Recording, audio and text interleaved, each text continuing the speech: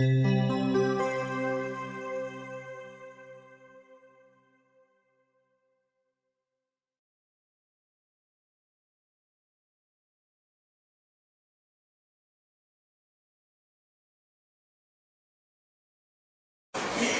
é a terceira mensagem sobre o tema Conflitos da Vida. Nós estamos compartilhando o ensino e as experiências pessoais do pastor Larry Coy, que é o autor do curso Conflitos da Vida. Quando as experiências forem minhas, eu vou deixar isso claro. Fora isso, elas são dele. Eu continuo insistindo com a importância de você buscar ter algo para você fazer anotações, para você rever depois o que vai sendo dito. Então, traga um bloco de anotações, algo com que anotar, um lápis ou a caneta, e preste bastante atenção.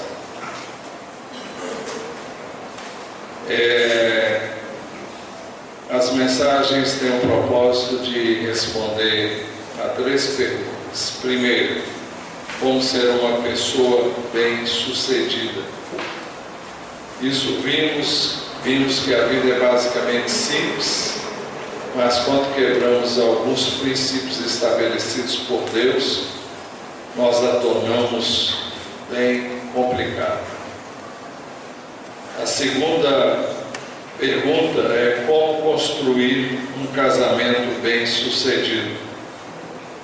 Vimos que o cônjuge bem-sucedido é aquele que olha a vida do ponto de vista do outro cônjuge, enquanto procura intensificar a unidade do casamento do ponto de vista de Deus. A terceira pergunta é como ser pais bem-sucedidos. Pais bem-sucedidos são aqueles que olham a vida do ponto de vista dos filhos. Vimos também que a nossa vida é composta de 3 partes: espírito, alma e corpo.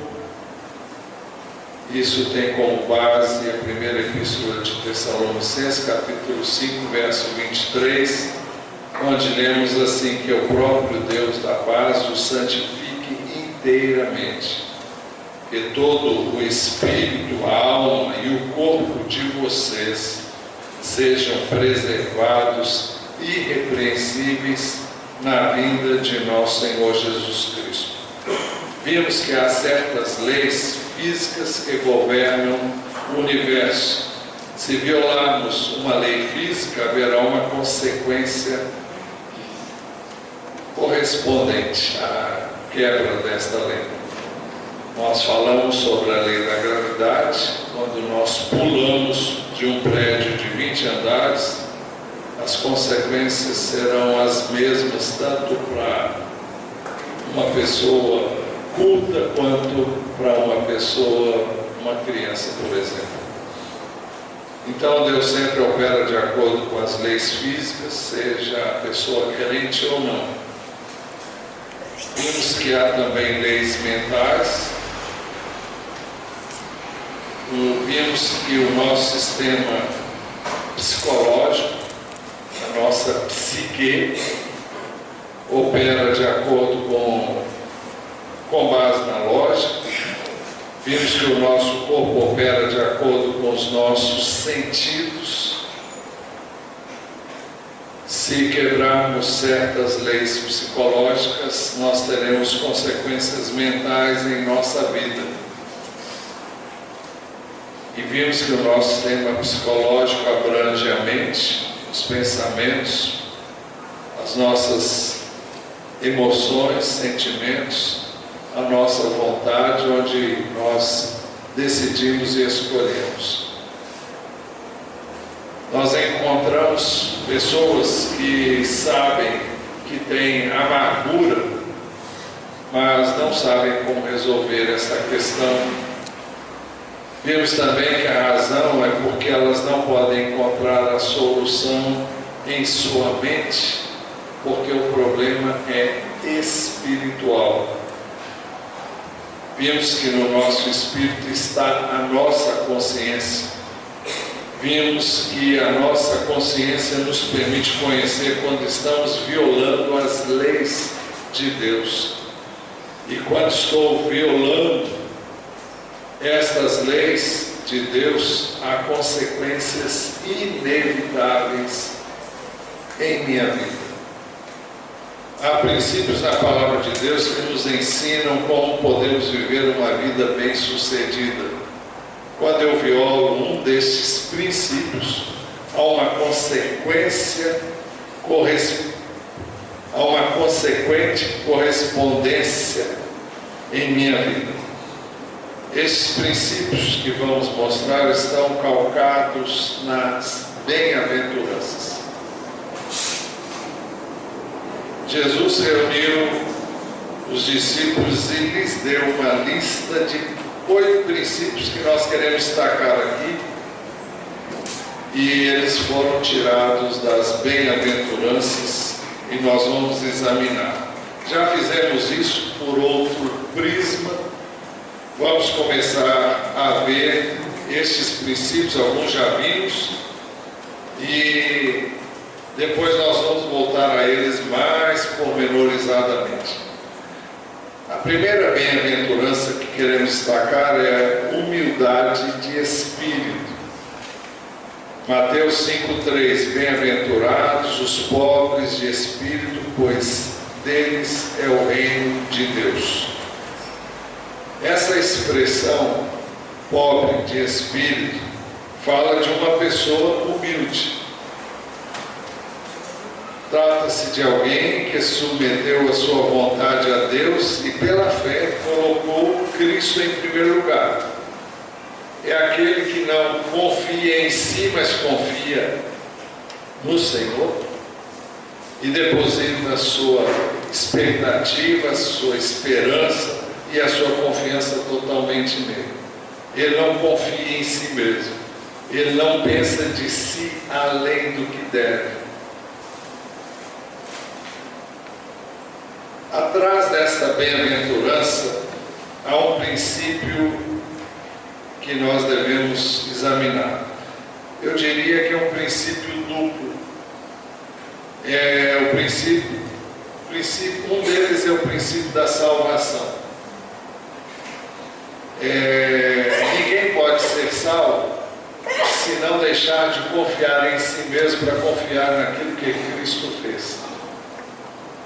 A pessoa que acha que pode, que é capaz e que ela tem méritos e que ela merece a salvação, porque ela tem se empenhado, porque ela é uma boa pessoa, porque ela é uma pessoa capacitada, ou porque ela não faz mal para ninguém, enfim, a pessoa que confia em si. Essa não é pobre de espírito, essa não é humilde de espírito, ela é sim muito orgulhosa, ela é cheia de si e acha que é a tal. Essa pessoa está separada de Deus. Deus não age na vida de pessoas autossuficientes.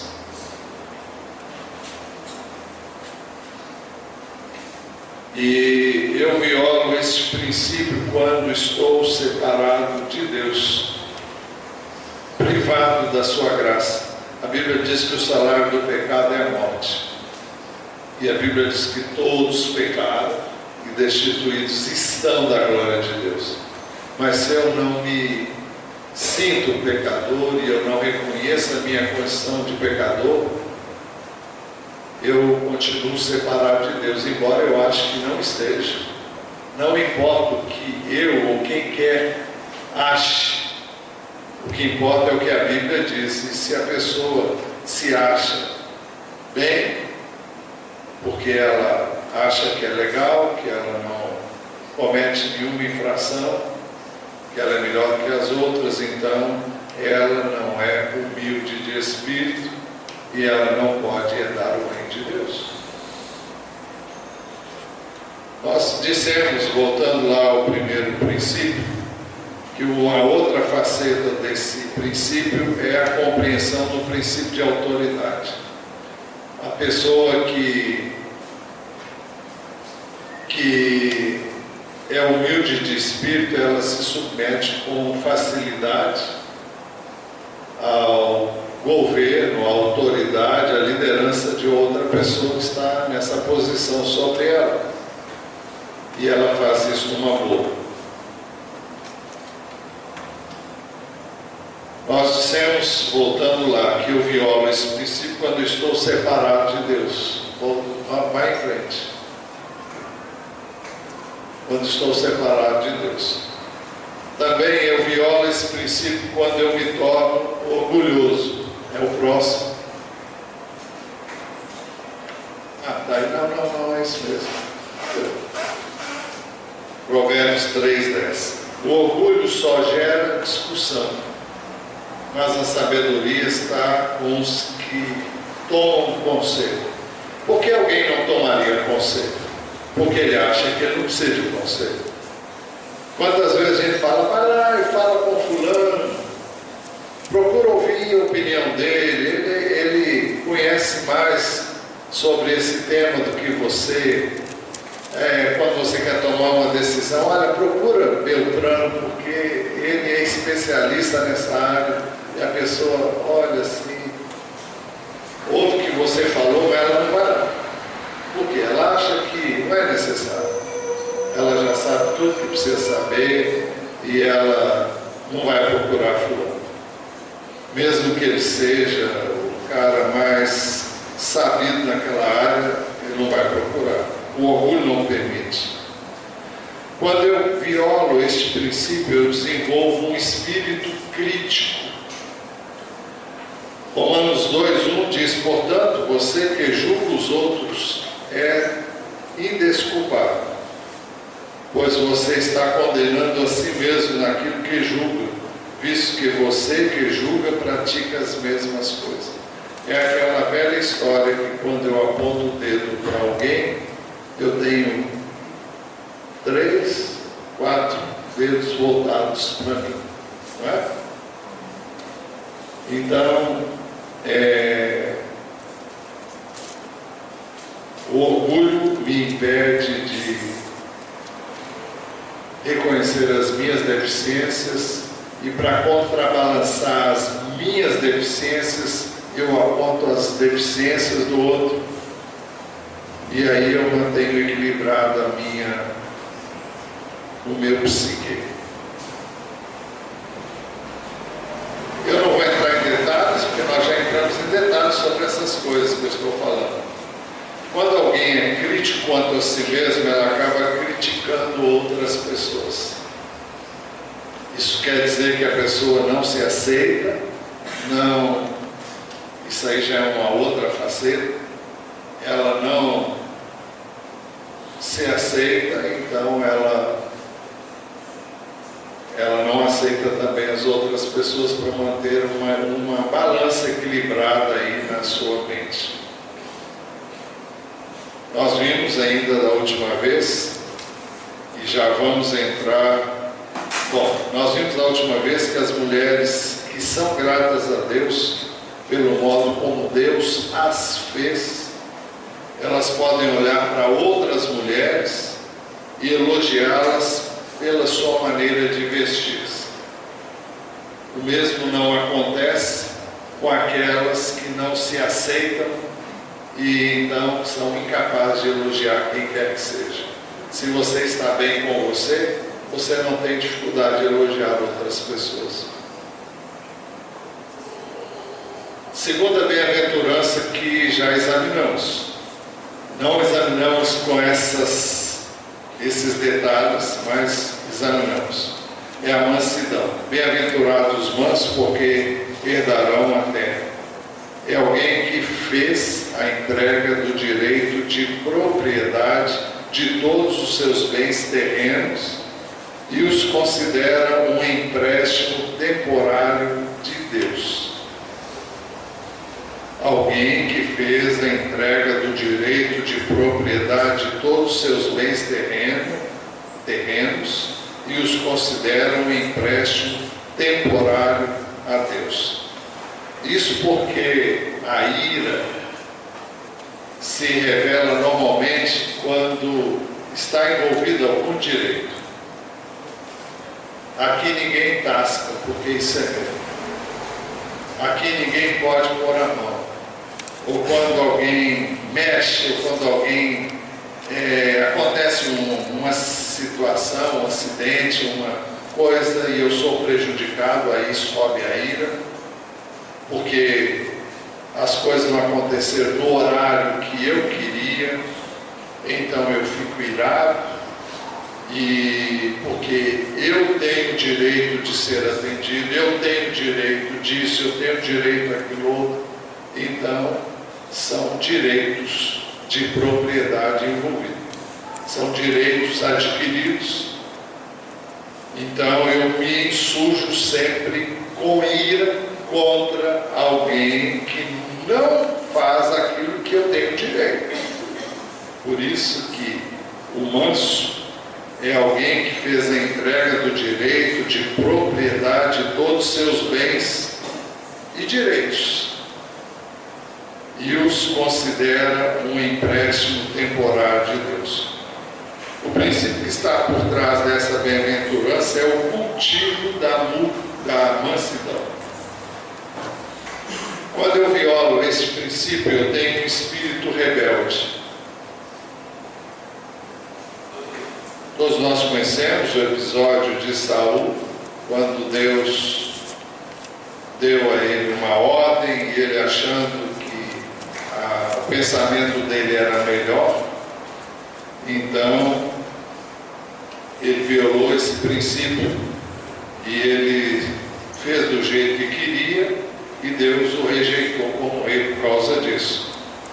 E o texto que nós queremos destacar é o verso 23, onde diz: pois a rebeldia é como o pecado da feitiçaria e a arrogância como o mal da idolatria. E o texto continua dizendo: porque ele rejeitou a palavra de Deus, Deus o rejeitou.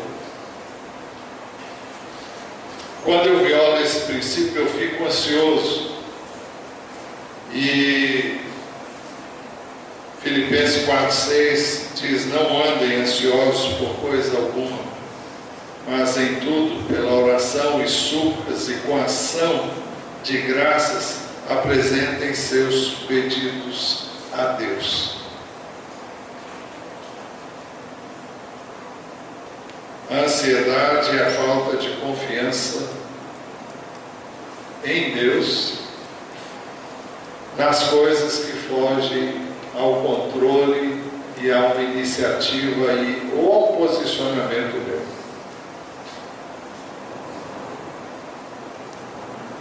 Mas quando eu violo este princípio, o princípio da mansidão, do cultivo da mansidão, eu violo, eu fico irritado, como já vimos há pouco.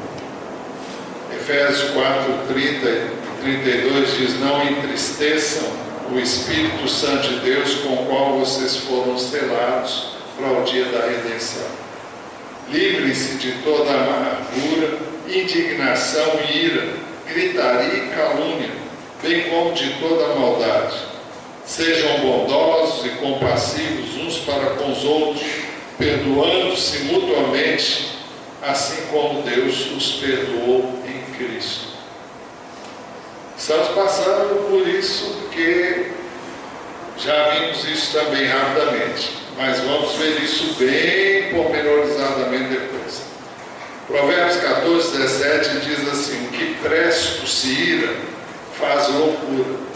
Aquele que se ira facilmente acaba cometendo loucura. Larry Cohen diz que sempre conservou a sua raiva e o seu rancor dentro dele mesmo. Isso significa que muitas vezes você pode não externar a sua ira, mas ela está aqui. E ela se transforma em amargura. Você se torna uma pessoa amarga, uma pessoa com semblante pesado, carregado. E saiba que as pessoas fogem de pessoas assim. Ninguém quer contato com uma pessoa amargurada.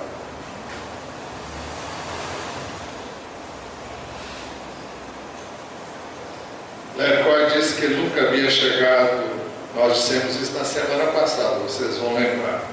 Ele nunca havia chegado à luta aberta contra a sua mulher. Ele disse que ela não teria nenhuma vantagem se isso acontecesse, porque ele era muito mais forte do que ela. Mas ele lançava para ela um olhar pesado, e ela dizia para ele que se o olhar dele matasse, ela já estaria morta. Aí a preocupação vem da violação do mesmo princípio. Mas vamos ver a terceira bem-aventurança, e é essa que nós queremos nos deter nesta manhã. Bem-aventurados misericordiosos, porque eles obterão misericórdia.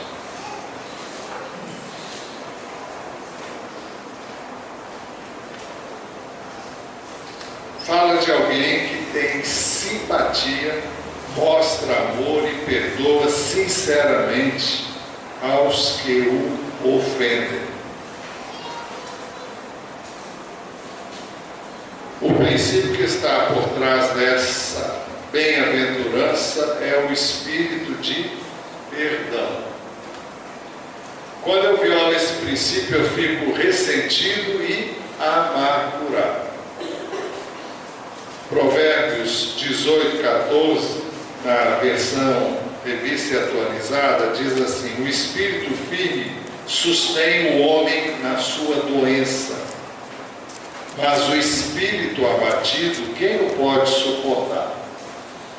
Naturalmente, aqui fala de uma pessoa deprimida, uma pessoa que está para baixo.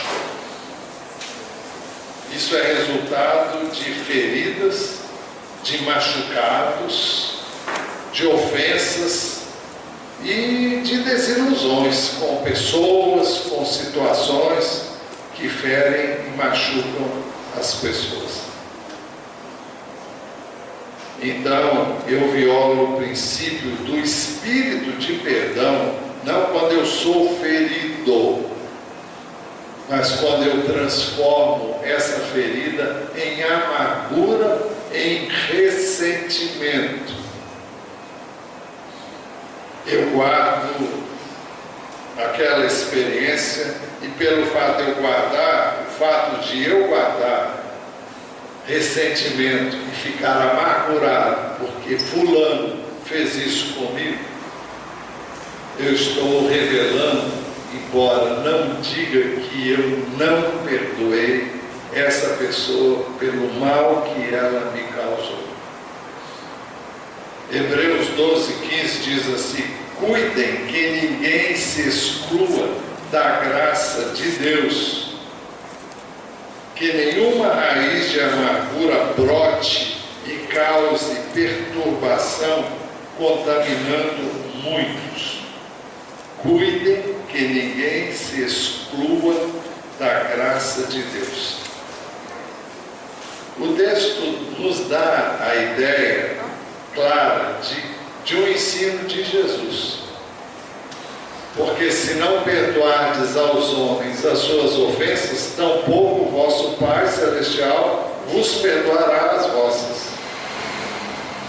Eu não sei se exatamente com essas palavras, mas o sentido é esse. Quando eu me recuso a perdoar alguém, eu também não tenho perdão. Isso significa que quando eu guardo ressentimento, eu estou me excluindo da graça de Deus. Porque a graça de Deus é basicamente o perdão que Ele nos oferece incondicionalmente, gratuitamente. E quando, muitas vezes, até mesmo sem perceber, eu fico amargurado, fico ressentido, eu estou guardando ressentimento, eu não estou perdoando, eu não perdoei. Eu perdoei. Não perdoou. Se você está ferido, se você está magoado, se você está abatido, se a vida não continuou como estava antes para você, você não perdoou. Ainda que você diga, eu perdoo, você não perdoou. Aqui diz que nenhuma raiz de amargura brote e cause perturbação, contaminando muitos. Já tivemos a oportunidade de falar sobre isso em outras ocasiões. Raiz de amargura, por que a palavra raiz? Raiz fala de algo que está debaixo da terra, é algo que não aparece. Você pode cortar a árvore ou pode cortar qualquer arbusto por cima, mas se você deixa a raiz, e mesmo que a terra cubra a raiz, isso vai durar um certo tempo, mas depois essa raiz vai brotar, ela vai sair da terra.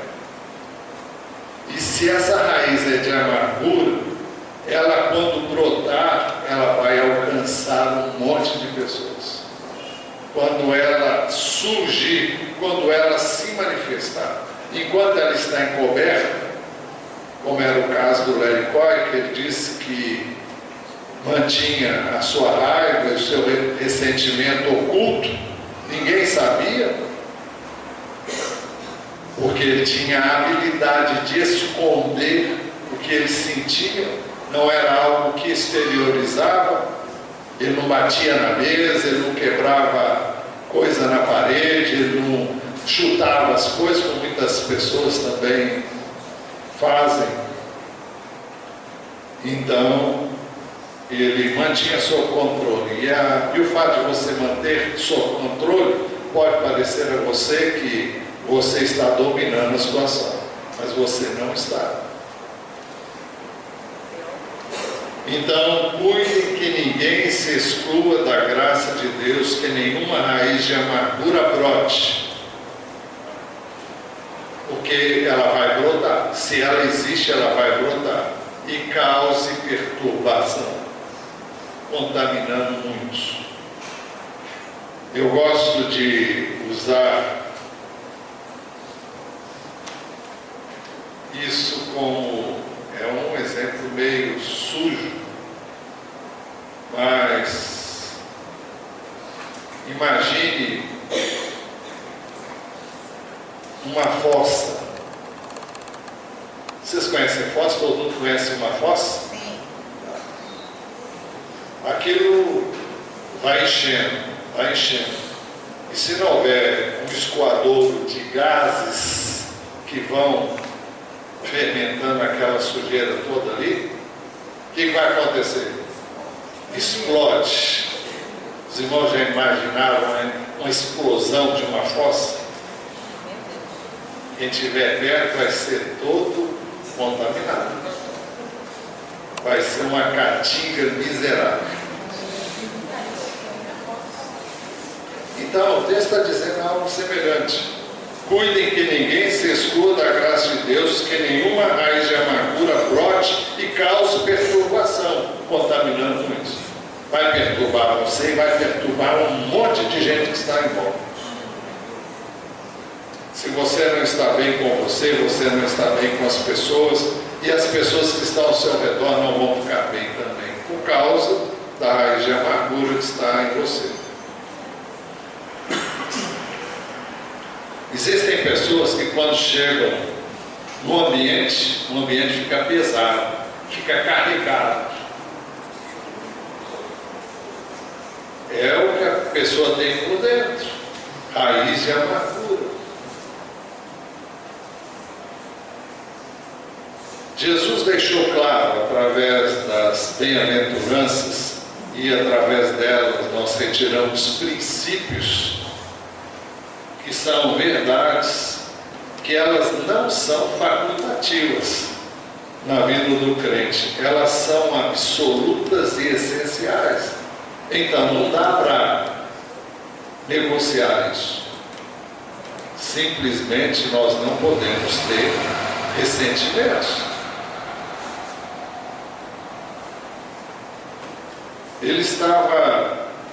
Ele afirma que perdeu esse ensino no início da sua vida cristã. Em outras palavras, ele não foi ensinado quanto a isso. Ele disse que estava pronto a perdoar as pessoas na maior parte do tempo e achava que era a melhor coisa que ele tinha que fazer, era perdoar mesmo. Mas havia duas pessoas que haviam feito mal a ele e ele não estava pronto a perdoar essas duas pessoas. Jesus disse que se quisermos ser seus discípulos, nós temos que aceitar estes princípios em nossa vida. Se alguém lhe perguntar o que você faz para levar um crente à maturidade espiritual, você sabe a resposta?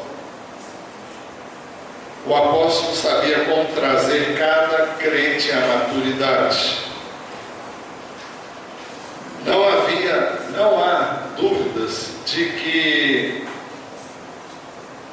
ficamos muito entusiasmados quando conseguimos levar alguém a Cristo. Aquela pessoa nasceu de novo e agora tem uma relação viva e pessoal com Deus. Mas o que acontece conosco quando pensamos na conservação daquela vida? Para uma grande parte vem pensamentos desagradáveis, como o tempo que eu vou ter que gastar com essa pessoa para acompanhá-la, para assisti-la, para orar por ela, para estar com ela, para ajudá-la na vida cristã. Alguém já disse, isso não é novo, é coisa muito velha, já foi dito aqui muitas vezes. É muito fácil a gente trazer uma vida ao mundo. O ato sexual que gera um bebê, uma criança, é uma coisa muito agradável e facilmente as pessoas fazem filhos. Não é difícil fazer filhos quando as pessoas podem, existem exceções, mas é fácil colocar uma vida no mundo. O difícil é cuidar destas crianças que nascem, porque aí sim começa um trabalho, e é um trabalho que requer tempo, que requer dedicação, requer quase que exclusividade durante um certo tempo, requer atenção, requer cuidado, requer planejamento. Pôr no mundo é fácil.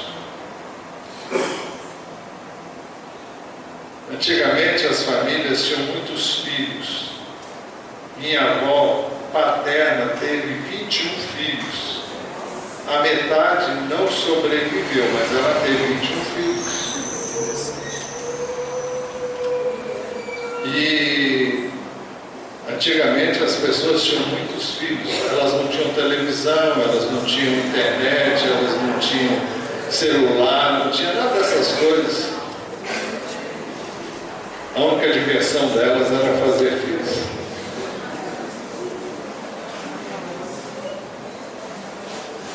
Eu creio que, na realidade, era por isso mesmo. As pessoas não tinham muita coisa para fazer e acabavam fazendo filhos. Além do mais, não tinha anticoncepcional, não tinha controle de natalidade, não tinha nada disso, né? Então, levar uma pessoa a Cristo é uma coisa fácil, comparado com a necessidade de acompanhar essas pessoas e levá-las à maturidade.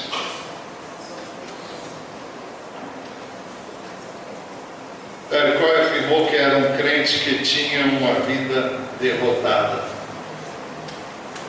Ele era um daqueles que imaginava que seria bom se pudéssemos levar as ovelhas para o alto de uma montanha e construir uma cerca em torno delas para impedir que elas caíssem. No alto da montanha, porque lá o mal não podia atingi-las, e cercá-las para que elas não pudessem cair de lá. As coisas não são tão simples e fáceis assim dessa maneira. Você não pode simplesmente colocar um novo decidido numa cerca ou num lugar e dizer, olha, o mal aqui não entra. Não. Nenhum pai, nenhuma mãe cria filhos para ficar ao redor deles. Nós criamos filhos para quem? Para onde? É para o mundo mesmo.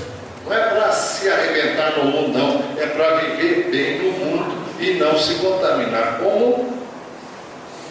Então tem que ser bem criados, tem que ser bem educados, tem que ser bem instruídos.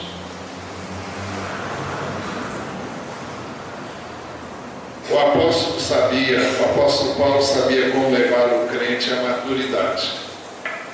Colossenses 1, 28, 29, ele diz, nós o proclamamos, é uma referência a Cristo, advertindo e ensinando a cada um com toda a sabedoria, para que apresentemos todo homem perfeito em Cristo. Para isso eu me esforço, lutando conforme a sua força, que atua poderosamente em mim. Quando ele fala em luta, ele está falando em oração. Ele fala do esforço que ele empreendia e da luta em oração, conforme a força que Deus lhe dava e atuava poderosamente nele. O propósito dele era levar todo homem a ser perfeito em Cristo. Não no homem, mas em Cristo. O apóstolo Paulo ensinou a Timóteo toda a doutrina de Cristo que conduz a uma vida semelhante à de Cristo. Ele diz assim, se alguém ensina falsas doutrinas e não concorda com a sã doutrina de nosso Senhor Jesus Cristo e com o ensino que é segundo a piedade, o ensino que é segundo a piedade é uma vida de devoção a Deus. Então ele diz, é orgulhoso e nada entende. É orgulhoso e nada entende.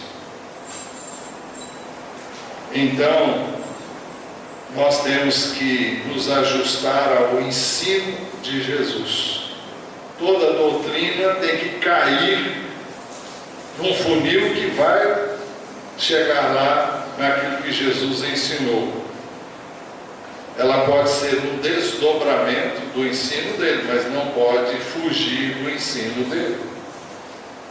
O centro de interesse do apóstolo Paulo eram as palavras de Jesus Cristo. Efésios 4, 21, ele diz, de fato vocês ouviram falar nele, e nele foram ensinados, de acordo com a verdade que está em Jesus. Então, nós ouvimos falar dele, nele nós fomos ensinados, de acordo com a verdade que está nele. Você vai perguntar, os efésios estiveram com Jesus? Não, nunca viram Jesus face a face. Mas eles ouviram falar dele, eles foram ensinados de acordo com a verdade que está nele.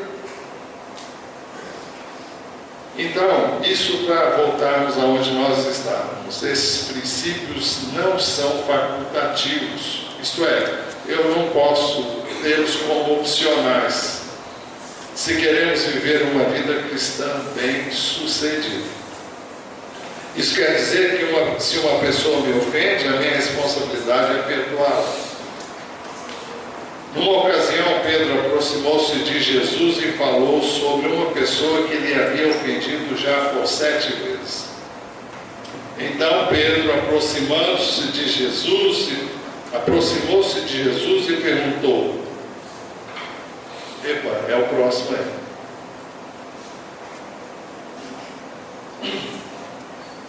Então Pedro aproximou-se de Jesus e perguntou, Senhor, quantas vezes deverei perdoar a meu irmão quando ele pecar contra mim? Até 7 vezes?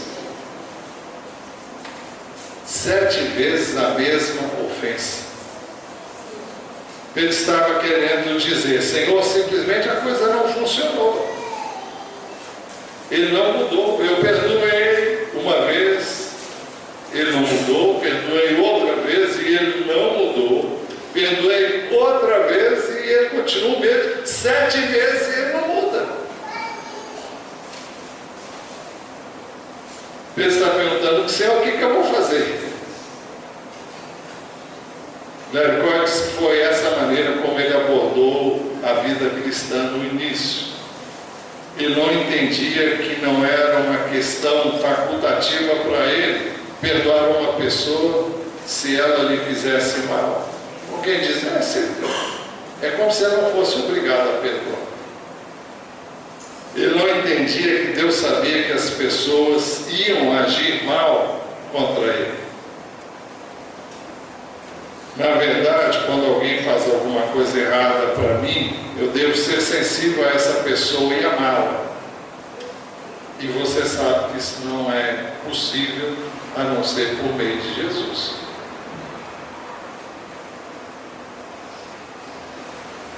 E se eu não me ajusto ao plano de Deus e ao propósito de Deus, que me leva e me ensina a perdoar essa pessoa, eu não vou ter uma vida bem-sucedida.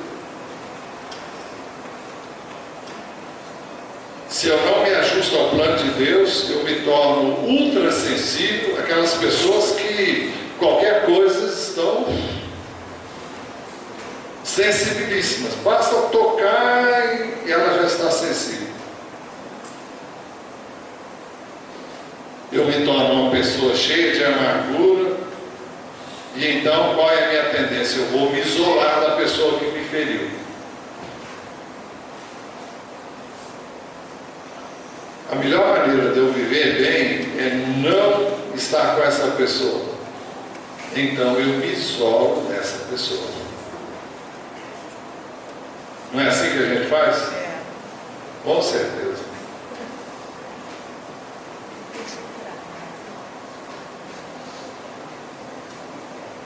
Quando Deus permite que alguém me cause algum mal,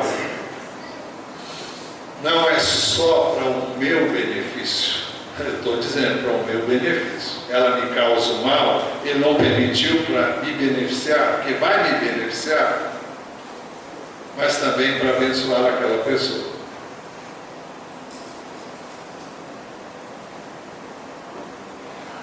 A minha atitude, ao reagir à atitude errada da pessoa, vai me ensinar, vai me abençoar, se eu tiver a atitude correta, e vai abençoar aquela vida, mesmo que aparentemente ela não esteja nem aí, mas ela vai perceber que eu não reagi como muitos reagem com ela, ou como muitos reagiram com ela. Mas se eu fico amargurado, eu estou permitindo que o pecado da outra pessoa cause pecado na minha vida. Parou para pensar? A outra pessoa vem e me fere. Vamos ser bem claros, ela vem e me deu um tapa no rosto. Eu pego e dou outro nela. Ficamos empatados, não ficamos? No pecado ficamos. Ela pecou contra mim, eu pequei contra ela. Estamos empatados. Os dois estamos no caminho do mal. É só isso que acontece. Então não há como guardar ressentimento e dizer: a outra pessoa me fez mal e por isso eu estou magoado. Está magoado, está ferido, está aí sofrendo. E o que você vai abençoar? Você não. Você está em pecado. Mas foi o outro que fez. Mas você está em pecado. Se o outro fez, está em pecado também. Mas você está em pecado porque você reagiu errado ao erro da outra pessoa. Quando Pedro falou sobre essa pessoa que ele havia ofendido já por 7 vezes em sua vida, qual foi a resposta de Jesus? Jesus disse: não até 7, mas até 70 vezes 7. Eu lhe digo, não até 7, mas até 70 vezes 7. 70 vezes 7 são 490 vezes. O ensino é: não se incomode se tiver que perdoar inúmeras vezes. Então, a questão de perdoar aquela pessoa que nos ofende não é uma questão facultativa. Não dá para fugir, não dá para enrolar, não dá para ajeitar. Imagine que você tivesse um problema e fosse alguém para que essa pessoa orasse por você. Ela ora, então ela vem, fica do seu lado e ela ora primeiro. E ela está esperando que você vá orar por ela logo que ela terminar de orar. Mas ela termina a oração e ela espera um pouquinho e não acontece nada, e ela abre o olho, olha para você, você está dormindo. Ela pode ficar amargurada e dizer: eu não quero mais ser cristão. Ele nem se interessa bastante pelos meus problemas. Não é assim que as pessoas ficam: ah, fulano não me cumprimentou, fulano não me deu atenção, fulano não agiu como eu esperava que ele agisse comigo. Coitadinho, né, dessa pessoa, né? Não foi isso que aconteceu com Jesus Cristo? No momento que Jesus precisava de apoio e de oração, da oração dos seus discípulos, ele os achou por 3 vezes consecutivas dormindo. O texto diz assim: então Jesus foi com seus discípulos para um lugar chamado Getsêmani e lhes disse: sentem-se aqui enquanto eu vou ali orar.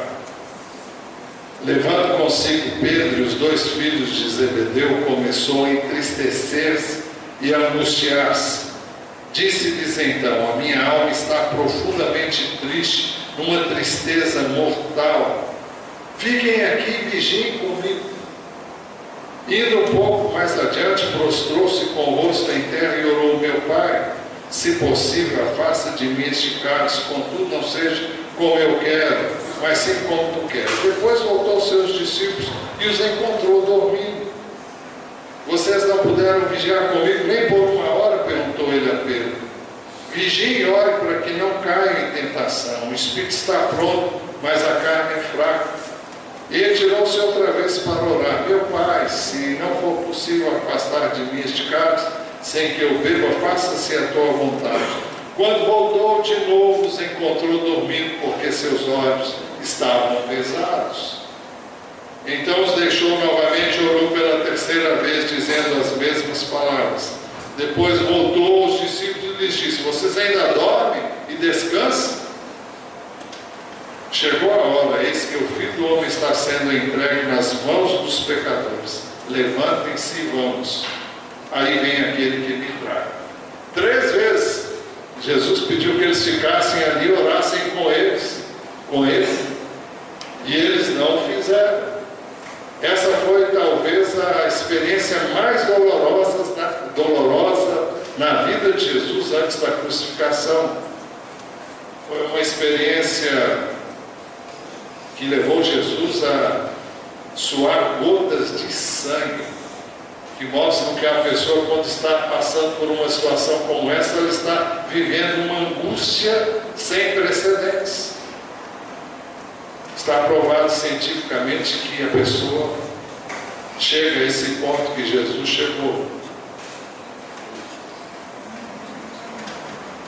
Por 3 vezes ele esperava o apoio daqueles que estavam com ele o tempo todo, e eles não foram sensíveis o suficiente, ou porque estavam cansados demais, ou porque não estavam realmente entendendo nada. Para Jesus era essencial perdoar todos que lhe haviam feito mal. É por isso que ali na cruz ele diz: Pai, perdoa-lhes, pois não sabem o que estão fazendo. Os seus discípulos não sabiam da necessidade de Jesus, da angústia que ele estava vivendo, da profundidade da dor que ele estava sentindo antes de chegar à cruz. Aqueles homens que estavam e haviam crucificado a Jesus não sabiam o que eles estavam fazendo. Se soubessem, não teriam crucificado ele.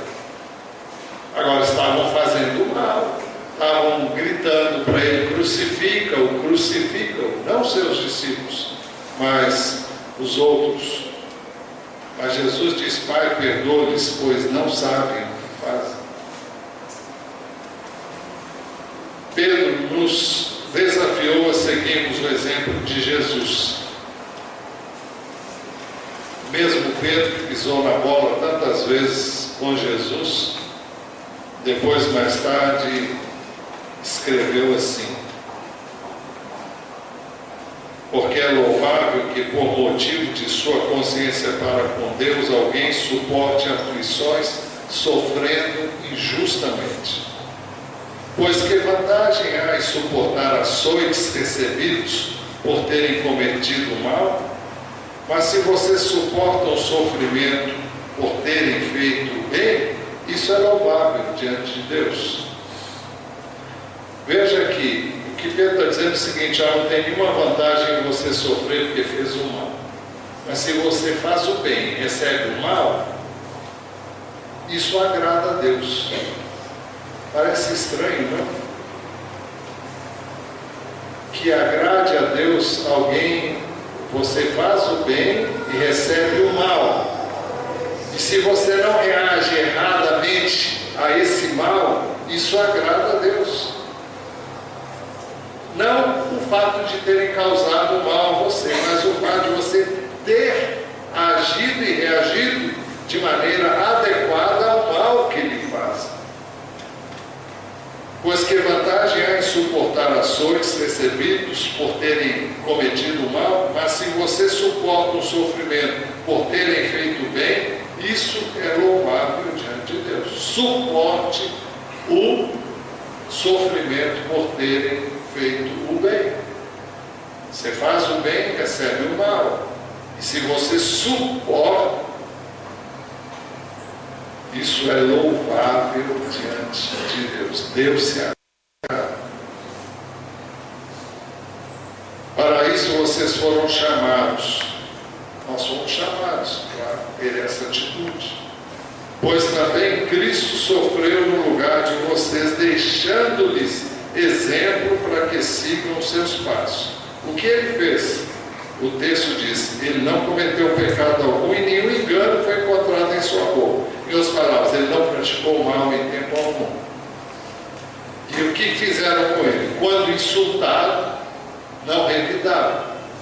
Quando sofria, não fazia ameaças, mas entregava-se àquele que julga com justiça. Então, quando ele era insultado, ele não insultava, ele não revidava. Quando sofria, ele não fazia ameaças: ó, eu vou te pegar, eu vou te bater, ou eu vou, você vai ver, você. Mas ele entregava-se àquele que julga retamente. Senhor, o Senhor sabe, o Senhor julga e o Senhor vai fazer o que é certo. Por isso é fundamental que nós perdoemos aqueles que nos fazem mal.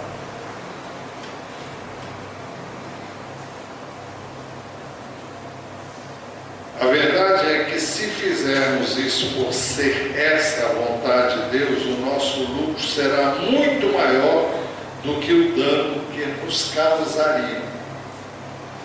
Em outras palavras, mesmo que eu sofra, eu ganho muito mais do que o dano que as pessoas me fizeram.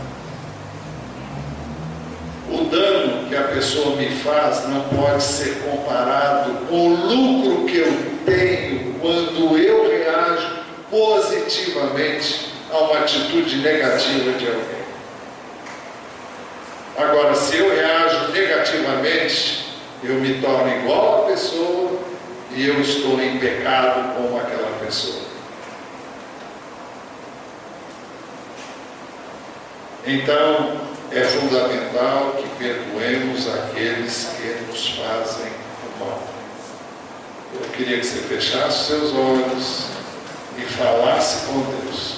E se há alguém a quem você deve perdoar, que você perdoe agora. E se há alguém que você tenha que ir e pedir perdão, depois que você sair daqui, vá e peça perdão a essa pessoa.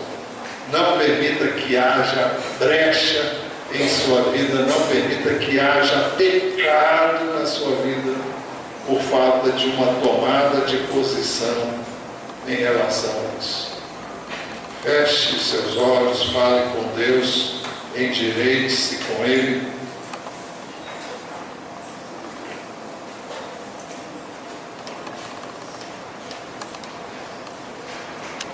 Você pode dizer: Senhor, eu perdoo fulano. Eu perdoo fulano pelo mal que ele me fez, eu perdoo. E eu abençoo fulano. Eu perdoo, eu abençoo e eu peço que tu perdoes e que tu o abençoes. Se a pessoa não é crente, Senhor, faz com que ela te conheça. Faz com que ela tenha um encontro e ela conheça a graça do perdão que o Senhor oferece e que eu agora ofereço para ela também. Eu perdoo, mais uma vez eu digo, eu perdoo, eu perdoo, eu perdoo, eu perdoo porque o Senhor me perdoou, eu abençoo porque o Senhor tem me abençoado. Senhor, nós pedimos que nessa manhã haja perdão, perdão para aqueles que falharam, aqueles que faltaram, aqueles que nos magoaram, nos feriram, nos machucaram. Perdoa, Senhor. Perdoa aqueles que se dispõem a perdoar. Traze a eles a liberdade do perdão que o Senhor oferece aos que perdoam. Então, abençoa e traz liberdade, e traz graça, e traz paz, e traz alegria, e traz de novo uma vida abundante a cada um.